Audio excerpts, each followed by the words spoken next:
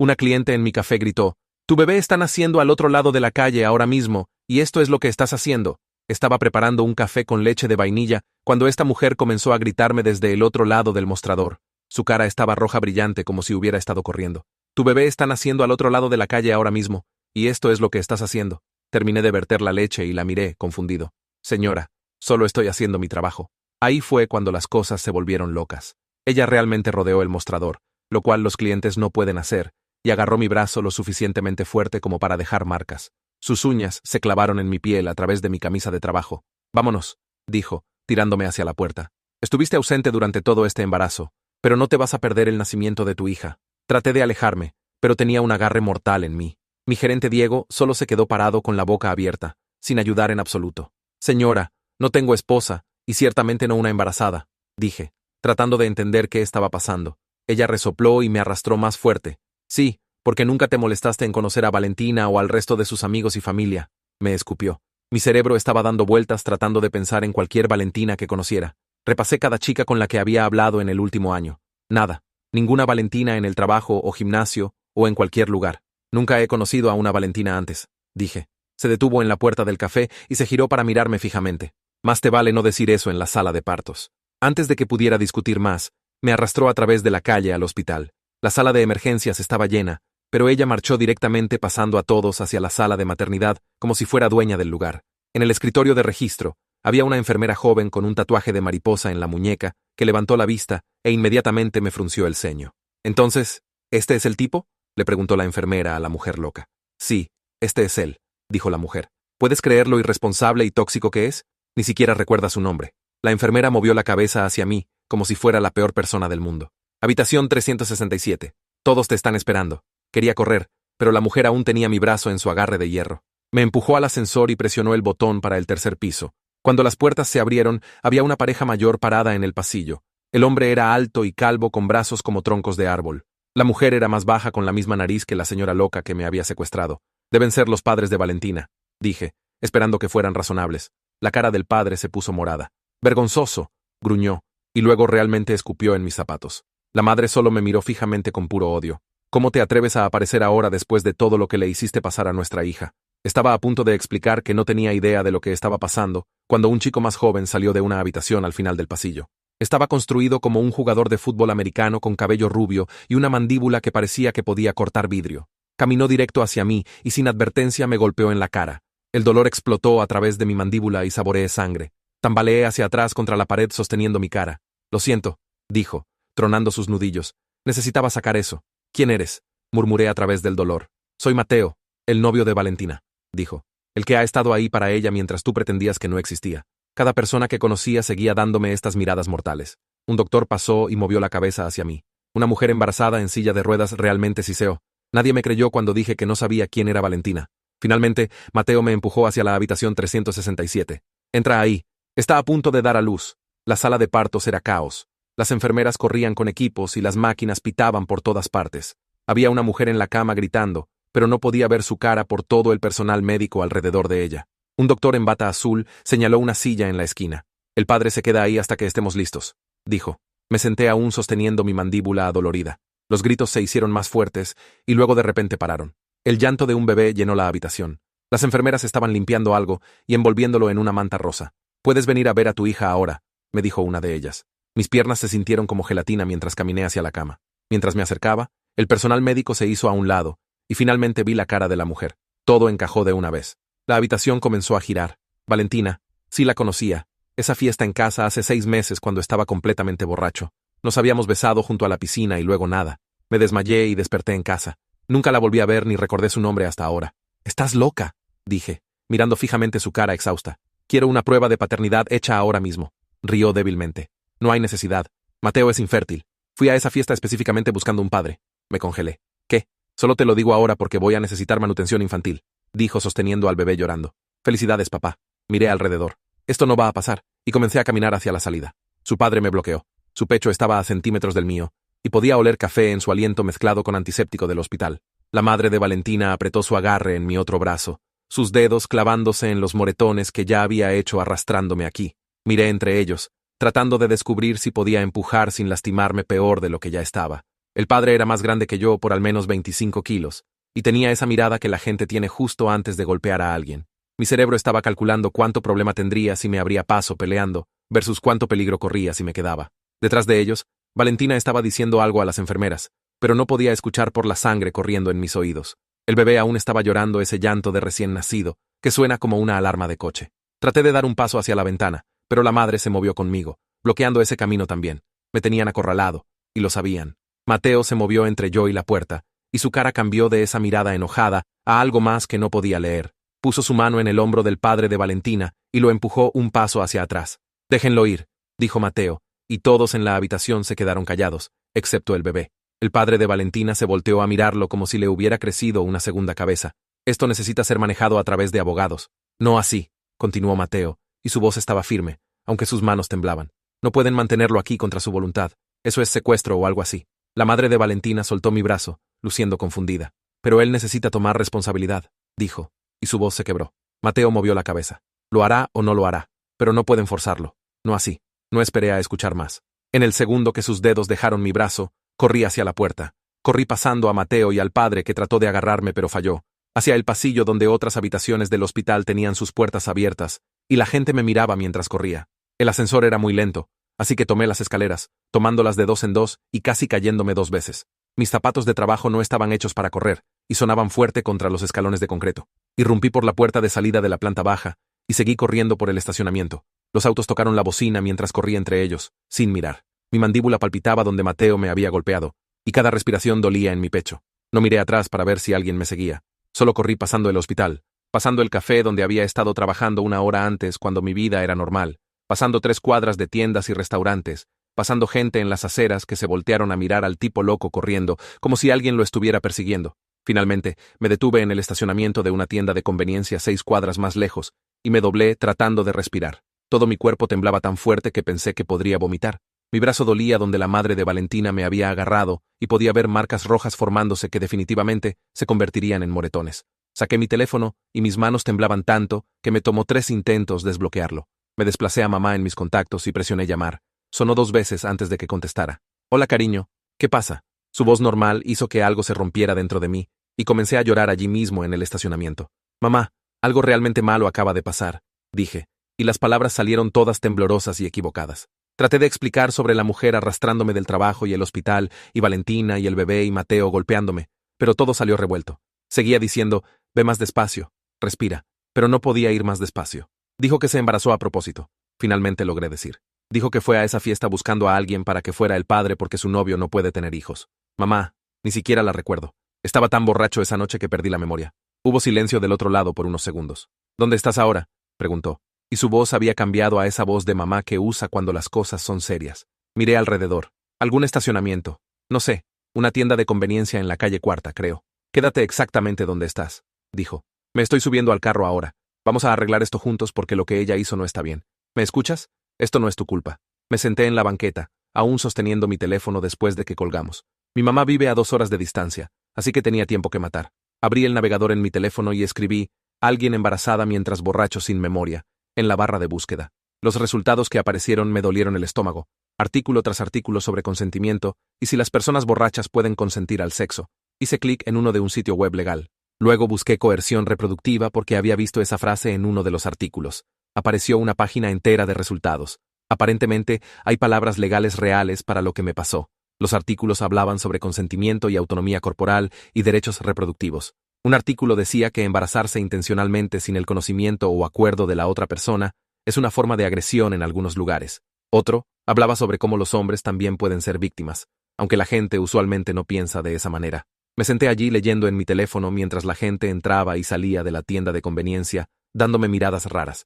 Esto no era solo alguna situación loca. Esto era potencialmente un crimen contra mí. El carro de mi mamá entró al estacionamiento 1 hora y 45 minutos después. Debe haber estado manejando con exceso de velocidad todo el camino. Salió y me abrazó tan fuerte que apenas podía respirar y comencé a llorar otra vez. «Déjame ver tu cara», dijo, apartándose para mirar mi mandíbula donde Mateo me había golpeado. Ya se estaba hinchando y probablemente poniéndose morada. Miró mi brazo después donde las marcas de los dedos estaban rojo oscuro contra mi piel. «Vamos a la sala de emergencias ahora mismo», dijo. «Necesitamos documentar esto». Comencé a discutir que estaba bien, pero me dio esa mirada que significa «ni lo intentes». Nos subimos a su carro y manejamos de vuelta al hospital. Acababa de escapar de una entrada diferente esta vez, la verdadera sala de emergencias. Nos registramos en el mostrador y tuve que explicarle a la enfermera lo que había pasado. Tomó fotos de mi mandíbula y mi brazo con una cámara. Luego entró un doctor para examinarme. Era mayor, tal vez 50 años, con cabello gris y lentes. Me hizo preguntas cuidadosas sobre lo que había pasado, quién me golpeó, quién me agarró, si había aceptado ir al hospital. Entonces, ¿fuiste físicamente forzado contra tu voluntad?, preguntó, escribiendo notas. Asentí. Deberías presentar un reporte policial, dijo, levantando la vista de su portapapeles. Lo que te pasó no es legal. La agresión, el encarcelamiento falso, nada de eso. Salimos de la sala de emergencias con papeles documentando mis heridas y manejamos directo a la estación de policía. Ya eran casi las 8 de la noche para entonces, y estaba agotado, pero mi mamá insistió en que lo hiciéramos inmediatamente. El oficial en el mostrador se veía aburrido hasta que comencé a explicar lo que había pasado. Entonces, se veía escéptico. Seguía interrumpiendo para hacer preguntas. ¿Por qué no simplemente saliste del hospital?, preguntó por tercera vez. Traté de explicar qué tan atrapado me sentí con toda la familia de Valentina, rodeándome en un edificio desconocido, como su padre estaba bloqueando la puerta y su madre tenía mi brazo, como Mateo me había golpeado y tenía miedo de ser golpeado otra vez. El oficial escribió todo, pero podía decir que realmente no lo entendía. Probablemente pensó que debería haber simplemente empujado pasándolos o llamado a seguridad o algo. Tomó mi declaración y los papeles de la sala de emergencias y dijo que alguien haría seguimiento. No le creí, pero al menos ahora estaba registrado. Mi mamá no me dejó regresar a mi apartamento. ¿Y si aparecen allí?, dijo, y me di cuenta de que tenía razón. La familia de Valentina sabía dónde trabajaba, así que probablemente también sabían dónde vivía. Manejamos a su casa, y me instaló en el sofá con mantas y almohadas. Me quedé acostado en la oscuridad después de que se fue a dormir, pero no podía dormir. Mi cerebro siguió tratando de recordar esa fiesta hace 6 meses. Recordé ir con algunos chicos del gimnasio. Recordé que la casa era grande con una piscina atrás. Recordé tomar shots en la cocina. Luego nada. Solo espacio vacío en blanco donde deberían estar los recuerdos. Traté tan fuerte de imaginar la cara de Valentina antes de hoy. Traté de recordar hablar con ella o bailar o cualquier cosa, pero no había nada allí, solo negro. Debo haber perdido el conocimiento o la memoria, y alguien me llevó a casa de alguna manera. Nunca supe que algo había pasado con alguien. Nunca supe que había una Valentina y ahora había un bebé. Mi cerebro no podía hacerlo tener sentido. Llamé al trabajo la mañana siguiente antes de que se suponía que comenzara mi turno. Diego contestó al segundo timbre. Oye, amigo, ¿estás bien?, preguntó antes de que pudiera decir algo. Vi a esa mujer arrastrarte ayer. ¿Qué diablos fue eso? Expliqué todo. El hospital, el bebé, Valentina admitiendo que lo hizo a propósito. Mateo golpeándome, huyendo. Diego estuvo callado por un minuto después de que terminé. Eso está loco, finalmente dijo. Como literalmente loco. Literalmente fuiste secuestrado del trabajo. Lo sé, dije. Presenté un reporte policial y todo. Bien, dijo Diego. Te voy a respaldar. Vi todo. Ella rodeó el mostrador y te agarró, y tú estabas tratando de escapar. Daré una declaración de testigo si necesitas una, y no te preocupes por el trabajo. Tómate todo el tiempo que necesites. Le agradecí y colgué, sintiéndome un poco menos solo. Pasé el resto de la mañana en el sofá de mi mamá con mi laptop investigando abogados de derecho familiar en el área. Cada sitio web en el que hice clic me hizo sentir más desesperanzado. Las tarifas de consulta eran 200, 300 euros. Algunos ni siquiera listaban precios, lo que significaba que definitivamente eran demasiado caros. Las tarifas de retención eran aún peores. 3.000, 5.000 euros. Un lugar quería 10.000 euros por adelantado. Apenas ganaba más del salario mínimo como barista. Tal vez tenía 800 euros en mi cuenta de ahorros. La mayoría de estos abogados costaban más por una reunión de lo que ganaba en una semana. Seguí buscando de todos modos, anotando nombres y números, tratando de encontrar a alguien que tal vez pudiera costear. Mi mamá entró y se sentó junto a mí. ¿Qué tan malo es?, preguntó, mirando la pantalla. Le mostré los números. Estuvo callada por un minuto. Tengo algo de dinero ahorrado, dijo. Para un carro nuevo, pero esto es más importante. No quería tomar su dinero, pero también sabía que no podía pelear esto solo. Asentí, y ella tomó su teléfono ahí mismo, sacando una lista de abogados de derecho familiar que ya había investigado. Comenzó a llamarlos uno por uno, preguntando sobre consultas y disponibilidad. Los primeros 2 no podían verme por más de una semana, pero el tercero tenía una cita mañana por la mañana. La reservó y luego llamó a 2 lugares más, estableciendo reuniones para el día siguiente. Me senté allí, viendo cómo tomaba control de este desastre, sintiéndome como un niño otra vez, en lugar de un hombre adulto con trabajo y su propio apartamento. Esa noche, apenas dormí, repasando lo que les diría a estos abogados una y otra vez en mi cabeza. La mañana siguiente, mi mamá me llevó a la primera consulta en un edificio de oficinas de vidrio en el centro. La sala de espera tenía sillas de cuero y una fuente de agua que hacía sonidos molestos de goteo. Una secretaria nos llevó atrás para conocer al abogado, un hombre mayor en un traje caro que se veía aburrido antes de que siquiera empezara a hablar. Expliqué todo desde el principio, mientras revisaba su teléfono 2 veces. Cuando llegué a la parte de estar completamente borracho y no recordar nada, levantó su mano. Me dijo que debería simplemente hacer un plan de pagos con Valentina, porque pelear esto costaría más que la manutención infantil. Mencioné que ella había admitido hacer esto a propósito, y se encogió de hombros diciendo que eso no importaba una vez que existía un bebé. Mi mamá preguntó sobre coerción reproductiva, y él realmente se rió diciendo que no era un concepto legal real para los hombres. Nos fuimos después de 15 minutos, y me sentí enfermo como si tal vez todos lo verían de esa manera. La segunda consulta al día siguiente fue en una oficina más pequeña del otro lado de la ciudad. Esta abogada era una mujer de alrededor de 40 años, que al menos escuchó toda la historia sin interrumpir. Tomó notas, e hizo buenas preguntas sobre la línea de tiempo y lo que Valentina había dicho en el hospital. Cuando terminé, se reclinó hacia atrás y admitió que no tenía mucha experiencia con casos como el mío. Había manejado principalmente divorcios y disputas de custodia entre parejas casadas. Dijo que necesitaba a alguien que se especializara en derechos reproductivos y problemas de hombres. Entonces escribió un nombre en su tarjeta de presentación: Dr. Quentin Fowler, 2 pueblos más lejos. Dijo que había argumentado casos sobre fraude reproductivo antes y entendería con lo que estaba lidiando. Mi mamá llamó a su oficina desde el estacionamiento y consiguió una cita para esa tarde. Manejamos 40 minutos a un área residencial donde su oficina resultó ser una casa convertida con un letrero pequeño al frente. Adentro no se parecía nada a los lugares elegantes donde habíamos estado. Muebles desiguales llenaban la sala de espera y pilas de libros legales cubrían cada superficie. Un chico joven en el escritorio del frente nos dijo que fuéramos directamente atrás. La oficina de Quentin estaba igual de desordenada, con archivos apilados en sillas y notas adhesivas cubriendo su monitor de computadora. Se veía más joven de lo que esperaba, tal vez 35, con lentes y una camisa arrugada. Pero cuando comencé a explicar lo que había pasado, no revisó su teléfono o se veía aburrido. Solo escuchó, inclinándose hacia adelante con los codos en el escritorio. Le conté sobre la fiesta, la pérdida de memoria, despertar en casa sin recuerdo. Le conté sobre ser arrastrado al hospital y la admisión de Valentina de que había hecho esto a propósito. Le conté sobre Mateo golpeándome y su familia escupiendo en mis zapatos. Cuando terminé, se reclinó en su silla y dijo que este era exactamente el tipo de caso que tomaba. Explicó que sí, probablemente era el padre biológico basado en lo que había descrito, pero dijo que las circunstancias de la concepción importaban legal y éticamente. Habló sobre exigir una prueba de paternidad a través de canales apropiados, documentar la falta de consentimiento, construir un caso de que la manutención infantil debería ser reducida o estructurada diferente por la coerción reproductiva. Usó exactamente esa frase, y me hizo sentir menos loco. Dijo que argumentaríamos que lo que Valentina hizo violó mis derechos reproductivos y autonomía corporal. La tarifa de retención era 3.000 euros, lo que hizo caer mi estómago. Pero Quentin dijo que haría un plan de pagos porque creía en este caso y quería establecer precedente legal alrededor del consentimiento y concepción. Mi mamá sacó su chequera y escribió un cheque por 1.000 euros como primer pago. Firmé papeles que hicieron que todo se sintiera aterradoramente real.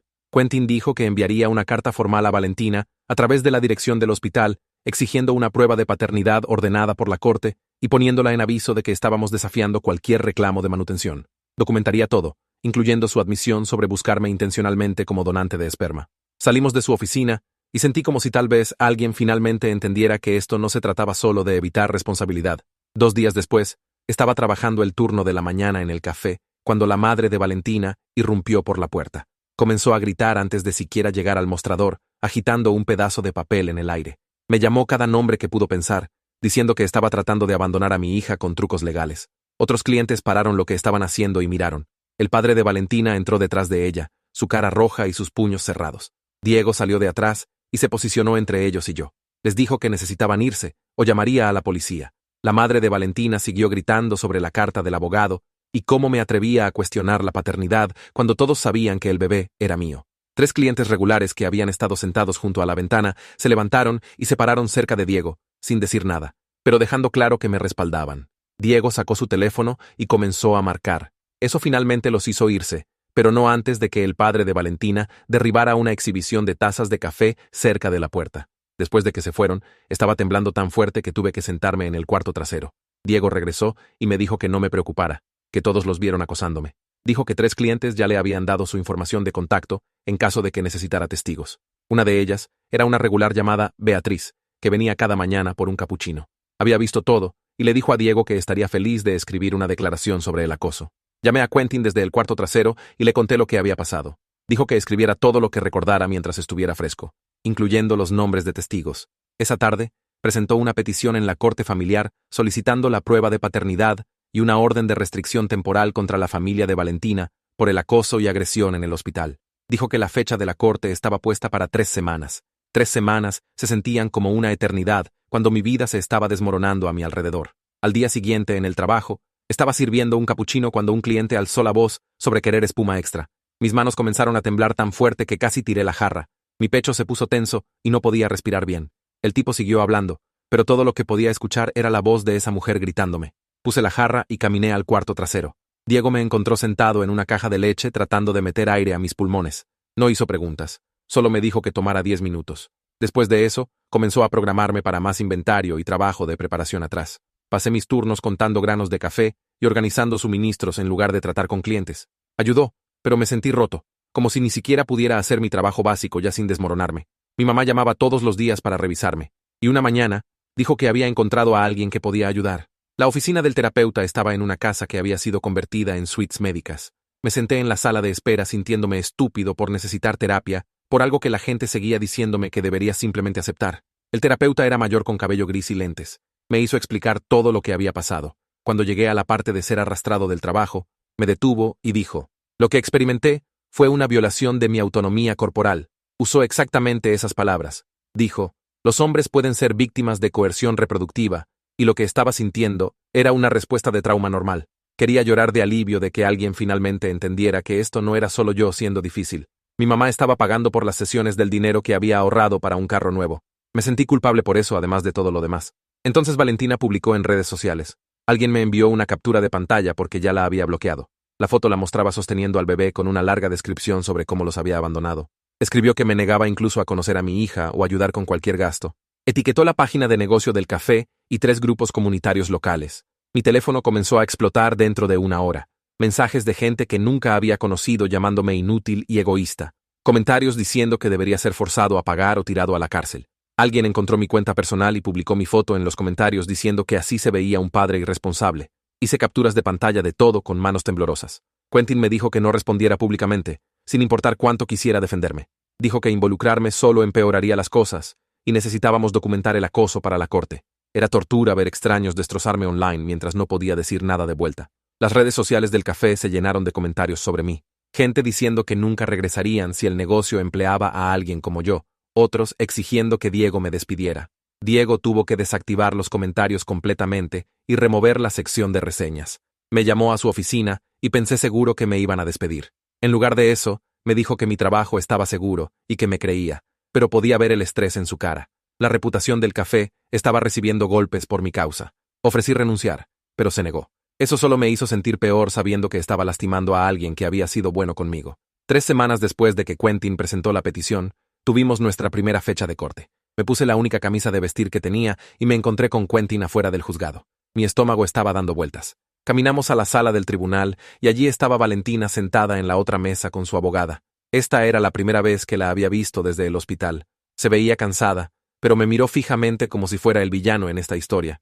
Su abogada argumentó que una prueba de paternidad no era necesaria porque Mateo era infértil, así que obviamente yo era el padre. Quentin se levantó y dijo: establecer paternidad a través de canales legales apropiados era mi derecho, independientemente del estado de fertilidad de cualquiera. El juez era un hombre mayor que se veía aburrido con todo el asunto. Ordenó la prueba de paternidad y concedió una orden de restricción temporal contra la familia de Valentina. La abogada de Valentina objetó, pero el juez la interrumpió, diciendo que la agresión y el acoso estaban documentados. Sentí un poquito de alivio saliendo de allí.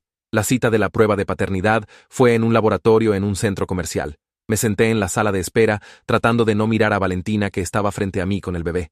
El bebé hacía pequeños sonidos y me forcé a no mirar. Una técnica nos llamó a un cuarto con pósters médicos en las paredes. Me dio un hisopo largo y me dijo que lo frotara dentro de mi mejilla por 30 segundos. Valentina se sentó en una silla junto a la pared, sosteniendo al bebé todo el tiempo. La técnica tomó el hisopo de mí y luego pasó el hisopo por la mejilla del bebé, mientras se retorcía. Todo tomó tal vez 5 minutos. La técnica dijo que los resultados estarían listos en 2 semanas y podíamos irnos. Caminando a mi carro, me sentí enfermo. Ese bebé podría estar genéticamente conectado conmigo, y no sentí absolutamente nada mirándolo.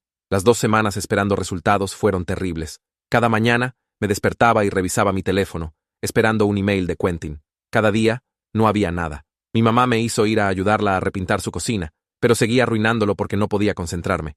Me pedía que le diera el rodillo, y yo solo me quedaba parado mirando la nada. Mi cerebro estaba atascado reproduciendo cada resultado posible. ¿Y si la prueba regresaba positiva? ¿Y si realmente era el padre? ¿Y si tenía que pagar manutención por 18 años? ¿Y si la gente seguía acosándome para siempre? No podía apagar mis pensamientos. Una noche, no podía dormir, así que comencé a buscar en Google el nombre de Valentina. Encontré su Facebook e Instagram, pero eran privados. Entonces, traté de agregar nombres de foros de fertilidad a la búsqueda. Ahí fue cuando encontré sus publicaciones en un foro de mensajes para tratar de concebir. Había estado activa por más de un año. Publicaciones sobre la infertilidad de Mateo, publicaciones sobre querer desesperadamente un bebé, publicaciones preguntando a otros cómo habían lidiado con situaciones similares. Llamé a Quentin la mañana siguiente y me ayudó a archivar todo. Encontramos publicaciones de hace 8 meses, donde hablaba sobre los resultados de las pruebas de Mateo, confirmando que no podía tener hijos. Publicaciones de hace 7 meses discutiendo opciones. Una publicación de hace 7 meses me revolvió el estómago. Escribió que su novio no podía darle un bebé y preguntó si alguien había considerado opciones alternativas. Otro usuario respondió sugiriendo que podía encontrar una aventura de una noche en una fiesta y su novio nunca tendría que saberlo. La respuesta de Valentina fue solo un emoji pensativo. La línea de tiempo coincidía exactamente. Hace 7 meses, justo antes de esa fiesta donde perdí la memoria. Corrí al baño y vomité. Esto no fue un accidente. Lo había planeado. Había ido a esa fiesta específicamente buscando a alguien para usar. Solo era algún tipo al azar que había escogido porque estaba lo suficientemente borracho para no recordar. Quentin dijo que esta evidencia era enorme para nuestro caso. Probaba intención y premeditación. Mostraba que esto era fraude reproductivo, no solo un embarazo inesperado. Pero saber la verdad solo hizo que todo se sintiera más violatorio. No solo había sido usado, había sido casado. Quentin pasó los siguientes 2 días construyendo nuestro caso alrededor de esas publicaciones del foro. Imprimió todo y lo organizó en una línea de tiempo mostrando la planificación de Valentina. Había publicado sobre los resultados de las pruebas de Mateo en marzo. Había preguntado sobre opciones alternativas en abril. La fiesta donde perdí la memoria pasó en mayo. Quentin explicó que esto probaba intención de engañar. Dijo, los jueces consideran las circunstancias de concepción al establecer montos de manutención. Si podíamos mostrar que fui deliberadamente objetivo sin mi conocimiento o acuerdo, entonces mi responsabilidad financiera podría ser reducida. La evidencia me hizo sentir ligeramente menos loco, pero también más violado sabiendo que realmente lo había planeado. Mi primera sesión de terapia pasó 3 días después de encontrar las publicaciones. El terapeuta era mayor con cabello gris y me pidió explicar qué me había traído. Le conté sobre la fiesta, la pérdida de memoria, la admisión de Valentina en el hospital. Escuchó sin juzgar y luego dijo algo que se me quedó. Explicó. Autonomía reproductiva significa tener control sobre sí y cuándo te conviertes en padre. Dijo. Lo que me pasó fue una violación de esa autonomía independientemente de mi género. La sociedad usualmente no reconoce a los hombres como víctimas en situaciones de embarazo, pero eso no hace el trauma menos real. Escuchar esas palabras de un profesional hizo que algo se aflojara en mi pecho. No estaba sobrereaccionando. No estaba siendo dramático. Lo que Valentina hizo realmente importaba. Las sesiones se volvieron semanales, y cada una me ayudó a procesar una pieza diferente de la pesadilla. Una semana sobre el mensaje de Mateo que apareció en mis solicitudes de Instagram. Su foto de perfil lo mostraba en un barco sosteniendo una caña de pescar. El mensaje era corto, preguntando si podíamos hablar sin abogados o familia alrededor. Miré mi teléfono por 10 minutos tratando de descifrar su ángulo. ¿Era esto una trampa? ¿Valentina lo envió para manipularme? Hice captura de pantalla del mensaje y se lo envié a Quentin, quien me llamó inmediatamente. Dijo que era mi elección, pero aconsejó precaución. Mateo podría estar recopilando información para el lado de Valentina, pero algo en el mensaje se sintió genuino. Respondí diciendo que podíamos encontrarnos en el parque público cerca de la biblioteca. Mateo respondió en minutos aceptando encontrarse la tarde siguiente. Llegué temprano y me senté en una banca cerca del área de juegos viendo niños en los columpios. Mateo apareció exactamente a tiempo, caminando a través del pasto hacia mí. Se veía diferente del hospital. Su cara estaba más delgada y tenía círculos oscuros bajo los ojos, como si no hubiera dormido en semanas. Se sentó en el otro extremo de la banca, dejando espacio entre nosotros. Lo primero que dijo fue una disculpa por golpearme. Se frotó los nudillos y admitió que había estado equivocado. Valentina le había dicho que la había seguido en la fiesta, siendo agresivo e insistente. Lo había hecho sonar como si fuera algún acosador que se había aprovechado de ella cuando era vulnerable. Mateo le había creído completamente y quería defender su honor.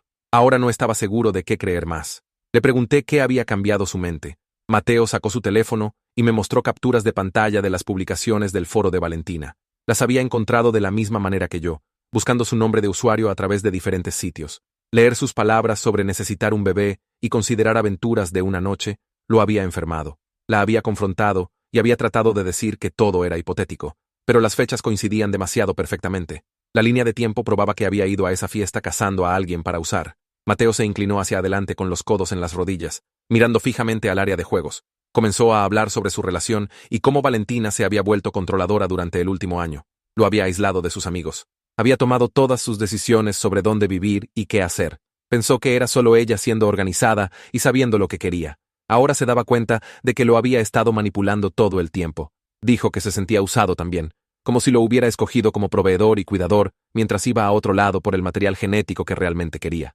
Su voz se quebró cuando admitió que la había amado, y pensó que construirían una familia juntos algún día, a través de adopción u otras opciones. Descubrir que había hecho esto a sus espaldas destruyó todo lo que había creído sobre su relación. Pregunté si los padres de Valentina sabían sobre las publicaciones del foro o su admisión en el hospital. Mateo movió la cabeza. No tenían idea de que su hija había planeado algo de esto. Valentina les había dicho que yo era su exnovio que la había embarazado y luego la había abandonado. Genuinamente creían que había abandonado a su hija durante su embarazo. Mateo dijo que había tratado de decirles la verdad, pero no querían escuchar. Habían invertido tanto en odiarme que admitir que Valentina mintió significaría enfrentar sus propias acciones. Se veía dividido sentado allí, como si parte de él aún quisiera proteger a Valentina a pesar de todo. Entendí ese sentimiento. Incluso cuando alguien te lastima, es difícil dejar completamente de importarte por ellos. Nos sentamos en silencio por un minuto, viendo a una mamá empujar a su niño pequeño en el columpio. Finalmente, le pregunté a Mateo qué quería de esta conversación. Se volteó a mirarme y dijo honestamente que no lo sabía. Tal vez solo necesitaba hablar con alguien que entendiera cómo se sentía ser manipulado por Valentina. Tal vez quería asegurarse de que yo supiera que no había sido parte de su plan. Intercambiamos números de teléfono antes de que se fuera. Mateo dijo que pensaría si podía proporcionar testimonios sobre lo que Valentina le había dicho. No estaba listo para comprometerse, pero tampoco estaba diciendo que no. Los resultados de paternidad llegaron 2 semanas después. Quentin me llamó para ir a su oficina en lugar de enviármelos por email. Sabía que eso significaba que las noticias no eran buenas. Caminando a su oficina, vi el sobre en su escritorio con el logo del laboratorio. Me lo entregó y lo abrí con manos temblorosas. El documento tenía mucho lenguaje técnico sobre marcadores genéticos y porcentajes de probabilidad. La conclusión era clara, sin embargo.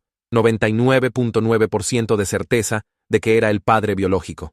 Me senté fuerte en la silla frente al escritorio de Quentin. Mis oídos zumbaban y la habitación se sentía demasiado caliente. Había un bebé en el mundo que compartía mi ADN, un niño que nunca había aceptado crear con una mujer que me había usado sin mi conocimiento. La realidad me golpeó como un camión.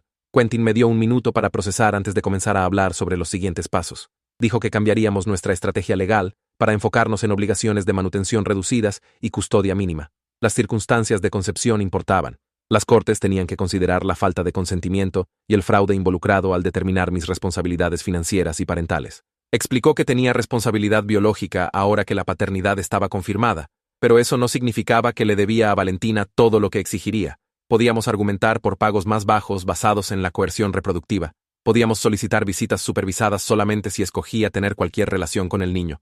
Quentin dijo que los jueces tenían discreción en estos casos, especialmente con nuestra evidencia. 3 días después, un sobre grueso llegó a mi apartamento del abogado de Valentina. Adentro, había una carta de demanda escrita en papel oficial, solicitando pagos completos de manutención infantil, calculados de mi ingreso. Querían 40% de mi cheque de pago, más la mitad de todos los costos de cuidado infantil y la mitad de todos los gastos médicos. Hice las cuentas sentado en mi mesa de cocina. 40% me dejaría apenas suficiente para cubrir renta y comida.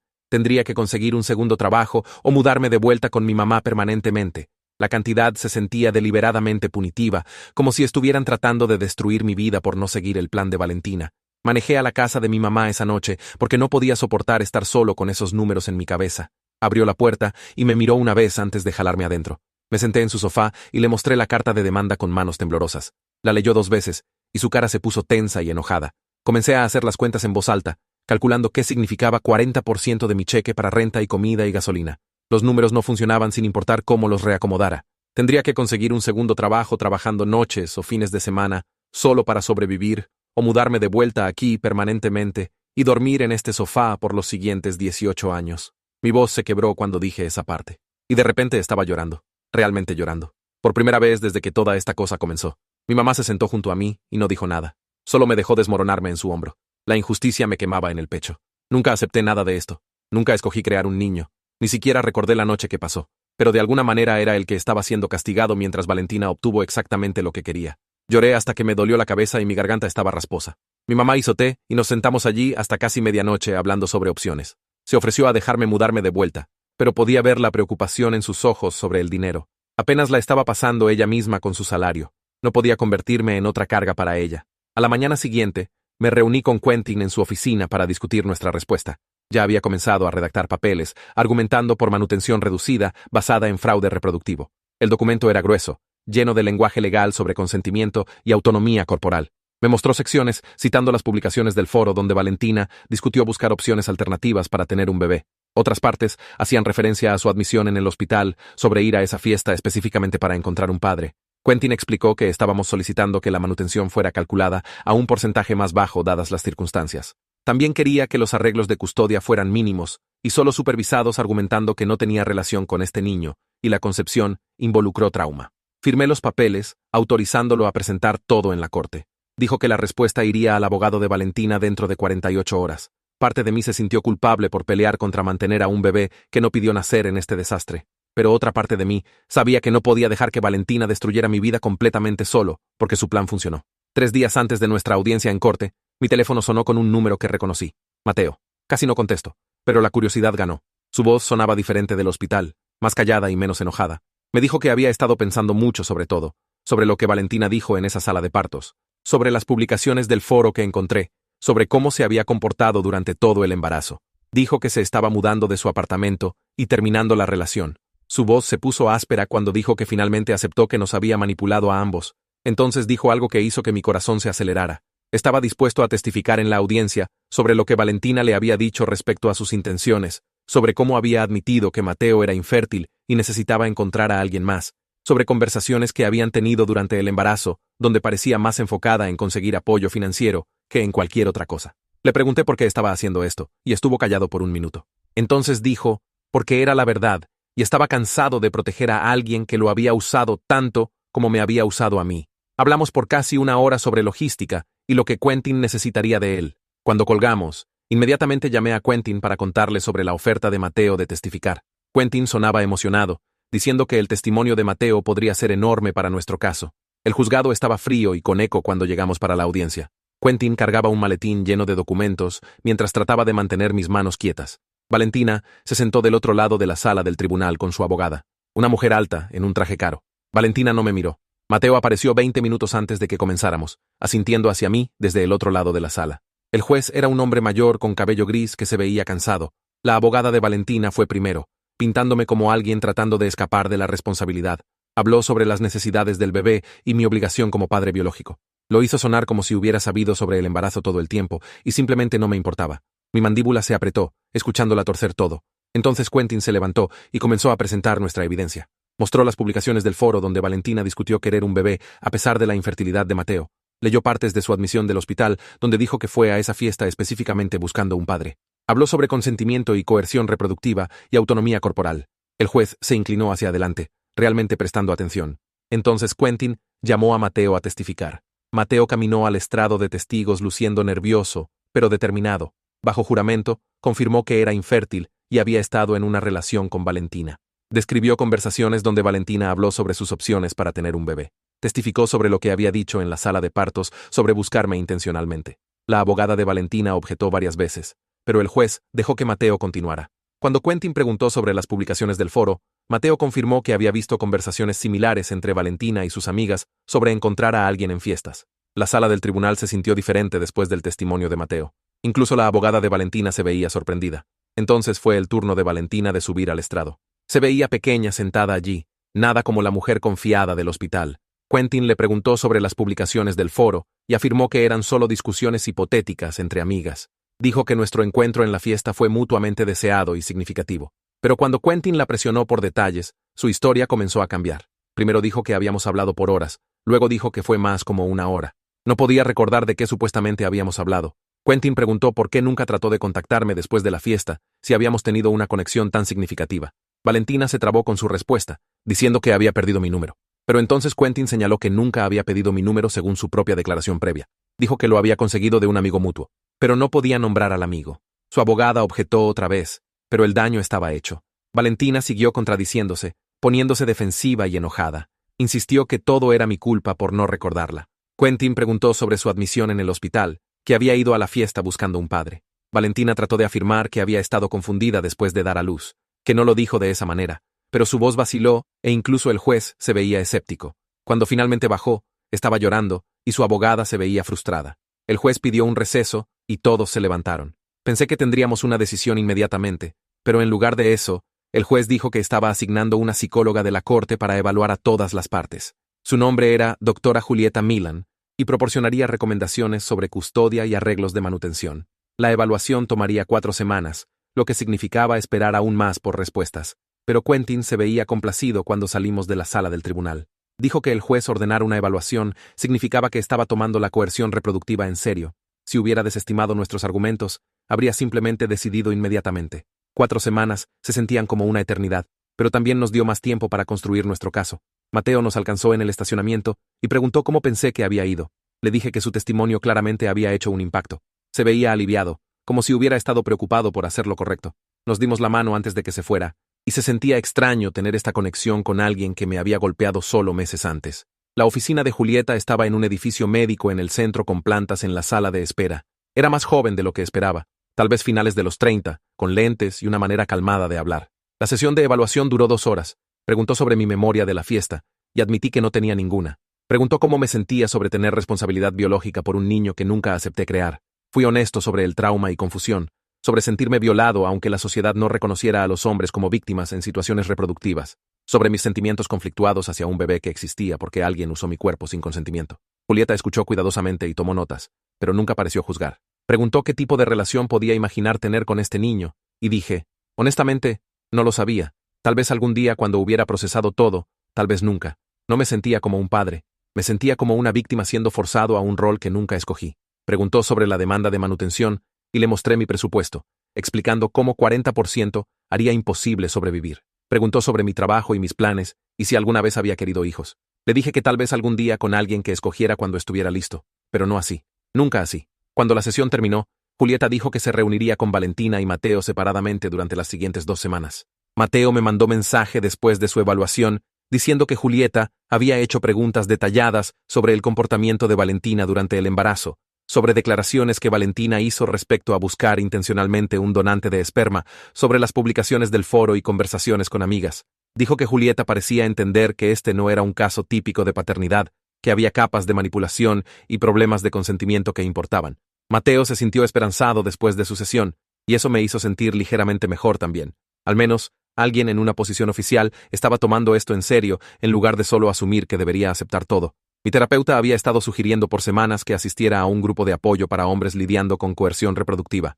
Había resistido porque parte de mí se sentía avergonzado sobre toda la situación. Pero después de la evaluación con Julieta, decidí ir. El grupo se reunía en el sótano de una iglesia los martes por la noche.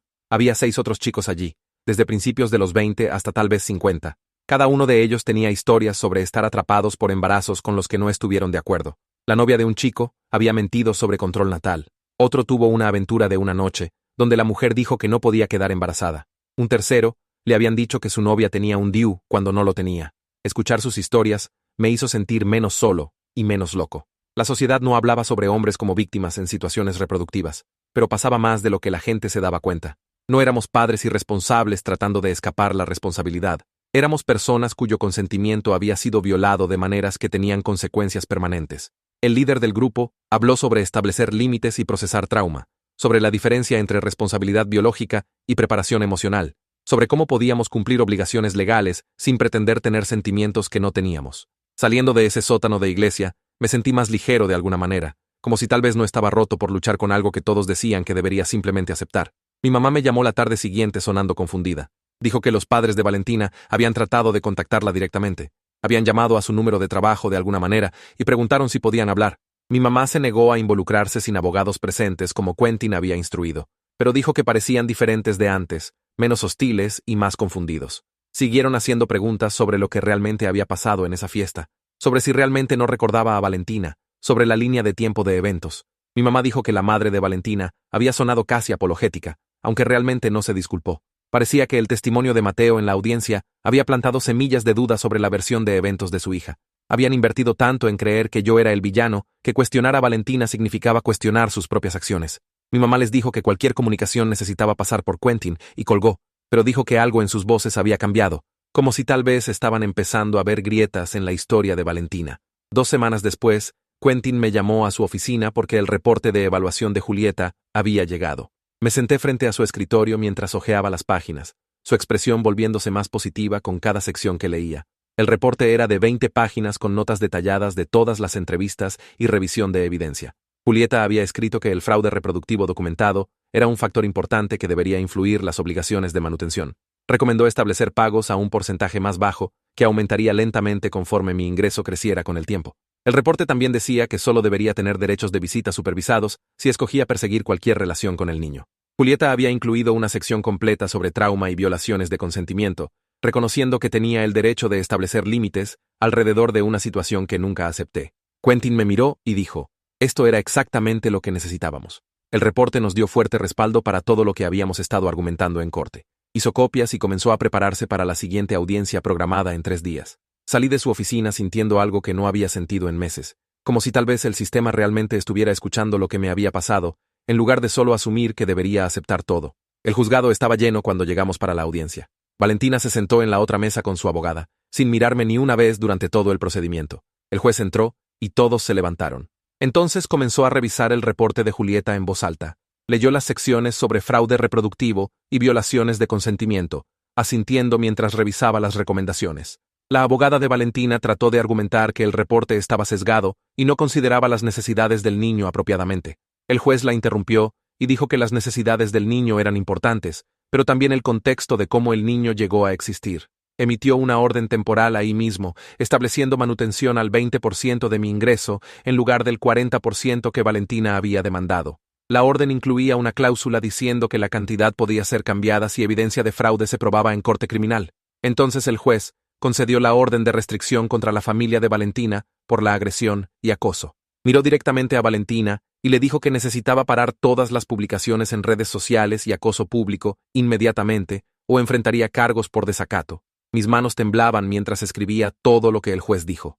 20% aún era mucho dinero, pero era manejable con mi trabajo actual. No tendría que mudarme de vuelta a casa permanentemente o conseguir un segundo trabajo solo para sobrevivir. Quentin apretó mi hombro mientras salíamos de la sala del tribunal. El siguiente paso era presentar una queja formal con el fiscal del distrito sobre lo que Valentina hizo.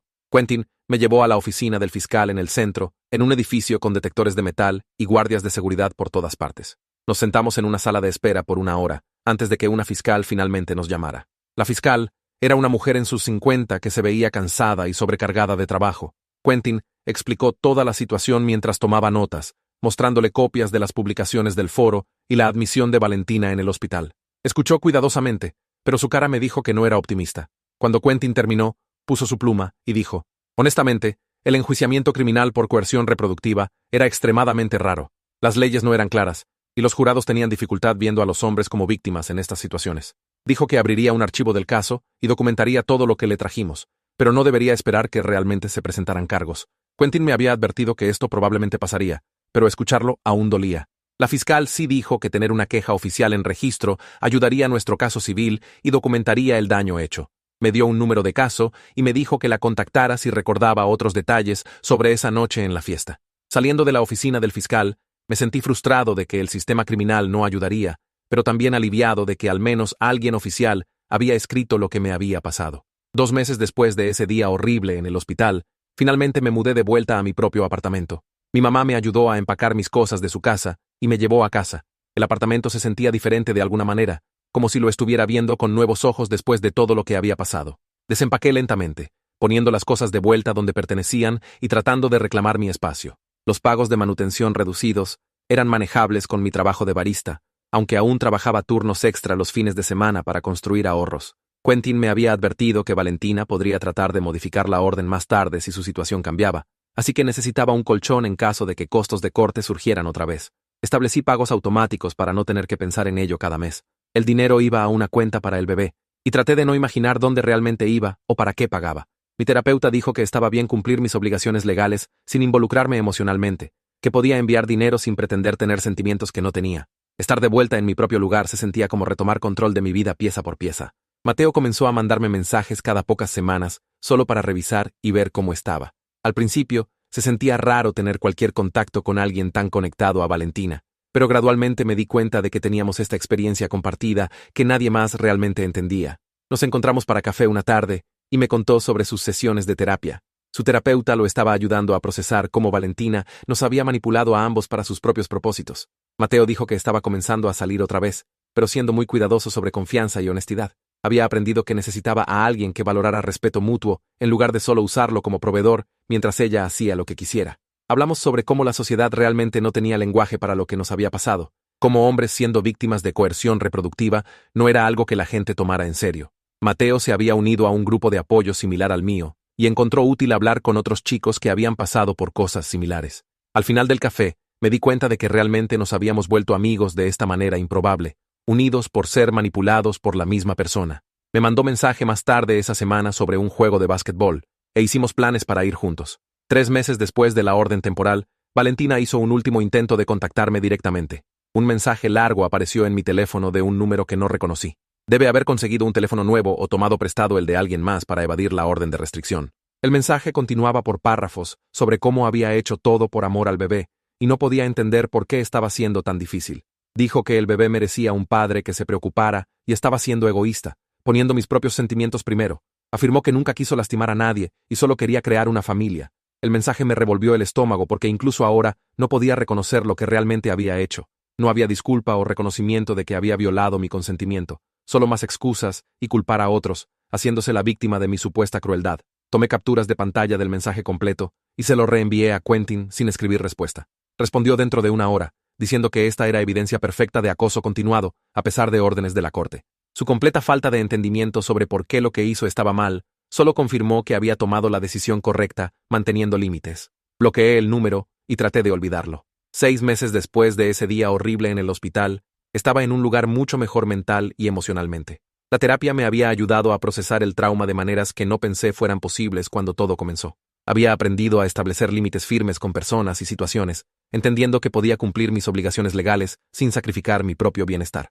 El grupo de apoyo continuaba siendo útil, dándome un lugar para hablar sobre cosas que la mayoría de la gente no entendía. Mi terapeuta me ayudó a ver que no tenía que pretender tener sentimientos que no tenía solo porque la sociedad esperaba ciertas emociones de padres biológicos. Podía reconocer la realidad de la situación mientras también me protegía de más daño. El trabajo iba bien y Diego había mencionado posiblemente promoverme a supervisor de turno. Los clientes regulares que habían presenciado el acoso se habían vuelto protectores conmigo de esta manera dulce, siempre preguntando cómo estaba. Había comenzado a salir otra vez cautelosamente, siendo muy directo sobre mi situación y la importancia de consentimiento claro y comunicación. Se sentía bien estar emocionado sobre mi futuro otra vez, en lugar de solo sobrevivir día a día. El juez nos llamó de vuelta a corte para una audiencia final, para hacer las órdenes temporales permanentes. Quentin había preparado una carpeta gruesa de evidencia, incluyendo el mensaje de acoso de Valentina y documentación de sus publicaciones continuadas en redes sociales, a pesar de advertencias. El juez revisó todo cuidadosamente antes de emitir su orden final. Mantuvo la estructura de manutención reducida al 20% de mi ingreso, con la misma cláusula sobre posible modificación si cargos criminales alguna vez se presentaran. También hizo los derechos de visita supervisados permanentes, pero enfatizó que estos eran derechos que podía escoger ejercer, no requerimientos. Quentin explicó después de la audiencia que esto era realmente una victoria significativa para nuestro lado. Habíamos establecido precedente legal de que fraude reproductivo importaba en determinar obligaciones parentales. Otros abogados ahora podían citar este caso cuando argumentaran situaciones similares. El juez había reconocido en su orden escrita que consentimiento en concepción era un factor relevante, no solo paternidad biológica. Quentin parecía genuinamente orgulloso de lo que habíamos logrado, aunque aún me sentía conflictuado sobre toda la situación. Salir del juzgado ese día se sintió diferente de todas las otras veces, como si tal vez este capítulo realmente se estaba cerrando. Pasé mucho tiempo pensando sobre si perseguir derechos de visita ahora que todo estaba resuelto legalmente. Mi terapeuta dijo que no había respuesta correcta o incorrecta, solo lo que se sentía auténtico para mí y mi situación. Hablé con Mateo sobre ello y dijo que apoyaría cualquier cosa que decidiera. Mi mamá quería que al menos conociera al bebé una vez, pero también entendía por qué dudaba. Después de semanas de consideración, decidí no perseguir visitación por ahora. Necesitaba enfocarme en mi propia sanación y construir una vida estable para mí mismo. El trauma de cómo este niño llegó a existir hacía imposible para mí separar esos sentimientos de cualquier relación potencial. Quentin me aseguró que podía reconsiderar la decisión en el futuro si mis sentimientos cambiaban. Dijo que no había requerimiento legal o moral de tener una relación con un niño creado a través de violación de mi consentimiento. Esa validación de mi abogado me ayudó a sentirme menos culpable sobre mi elección. Cumpliría mis obligaciones financieras porque la ley lo requería, pero no tenía que forzar una conexión emocional que no existía. 2 semanas después de la audiencia final, una carta llegó a mi apartamento de una oficina legal que no reconocí. Adentro había una disculpa escrita formal de los padres de Valentina. Reconocieron que habían actuado sobre información falsa y expresaron pesar por la agresión y acoso. La carta decía que habían aprendido más sobre lo que realmente había pasado en esa fiesta y se dieron cuenta de que su hija no había sido honesta con ellos. Se disculparon por escupir y las miradas de muerte y por permitir que Mateo me golpeara. La disculpa se sintió genuina de una manera que me sorprendió, como si realmente hubieran hecho reflexión sobre sus acciones. Me senté con la carta por algunos días tratando de decidir cómo responder. Eventualmente, escribí de vuelta a través de su abogado aceptando la disculpa, pero explicando que no estaba listo para tener contacto directo. Le pedí a Quentin mantener la orden de restricción incluso con la disculpa. Solo porque se sentían mal ahora no borraba lo que habían hecho, o me hacía sentir seguro alrededor de ellos. Personas que fueron tan rápidas a la violencia basadas en la historia de una persona, no eran personas que quería en mi vida. La orden de restricción se mantendría en su lugar y se mantendrían lejos de mí y mi lugar de trabajo. Ese límite se sintió necesario para mi sanación y seguridad continuadas. 3 semanas después de la orden final de la corte, Diego me apartó durante mi turno y me dijo que estaba promovido a supervisor de turno con 2 euros de aumento. Dijo que estaba impresionado por cómo manejé todo con dignidad cuando la mayoría de la gente se habría desmoronado completamente. La promoción significaba más responsabilidad, pero también más dinero y mejores horarios, lo que me ayudó a sentir que mi vida realmente estaba avanzando, en lugar de quedarse atascada. Los clientes regulares que habían presenciado el acoso también comenzaron a tratarme diferente. Señora Silva, que venía cada mañana por su café negro, comenzó a traerme empanadas caseras 2 veces por semana. Los estudiantes universitarios que estudiaban en la mesa de la esquina siempre se aseguraban de preguntar cómo estaba, y uno de ellos incluso se ofreció a ayudar si alguna vez necesitaba algo. Se sentía extraño tener esta red de apoyo inesperada en el trabajo, pero también consolador saber que la gente me respaldaba después de todo lo que había pasado. Mi mamá usó lo que quedaba del fondo del abogado para reservarnos una cabaña en las montañas por un fin de semana largo. Subimos un viernes después de mi turno y pasamos 3 días caminando senderos y cocinando comidas juntos. El segundo día, subimos a un punto de observación y nos sentamos en las rocas hablando sobre mis planes para el futuro. Preguntó si estaba pensando en regresar a la escuela o tal vez encontrar un camino profesional más allá del café. Le dije honestamente que por primera vez en meses, realmente estaba emocionado sobre mi vida otra vez, en lugar de solo tratar de sobrevivir cada día. La batalla legal había terminado, y finalmente podía pensar sobre lo que quería, en lugar de constantemente defenderme. Hablamos sobre tal vez tomar algunas clases de negocios en el colegio comunitario para poder trabajar hacia manejar mi propio café algún día. 6 meses después del viaje a la montaña, comencé a salir otra vez, pero era extremadamente cuidadoso al respecto. En primeras citas, era directo sobre mi situación y por qué consentimiento claro y comunicación importaban tanto para mí en todos los aspectos de las relaciones. Algunas mujeres se sintieron incómodas y nunca volvieron a llamar, lo cual estaba bien porque necesitaba personas que entendieran límites. Otras escucharon e hicieron preguntas consideradas y parecían respetar por lo que había pasado. Era aterrador ser vulnerable sobre lo que había pasado, pero mi terapeuta dijo que las personas correctas entenderían y las incorrectas se filtrarían solas. Salí con 4 mujeres diferentes durante esos meses, y aunque ninguna se convirtió en relaciones serias, aprendí que podía confiar en mi juicio otra vez. 1 año después de ese día horrible en el hospital, realmente estaba bien. Tenía mi posición de supervisor en el café y estaba inscrito en 2 clases de negocios en el colegio comunitario. Mi apartamento se sentía como hogar otra vez, en lugar de un lugar donde me estaba escondiendo. Aún veía a mi terapeuta mensualmente, pero los ataques de pánico habían parado principalmente. Había aprendido que sanar no se trataba de olvidar lo que había pasado o perdonar a Valentina por violar mi consentimiento. Se trataba de reclamar mi autonomía y negarme a dejar que las acciones de alguien más definieran mi valor o controlaran mi futuro. El bebé existía en algún lugar del mundo como un hecho biológico, pero había hecho las paces con mi decisión de mantener límites mientras cumplía mis obligaciones legales. Mi vida me pertenecía otra vez, y eso era lo que más importaba.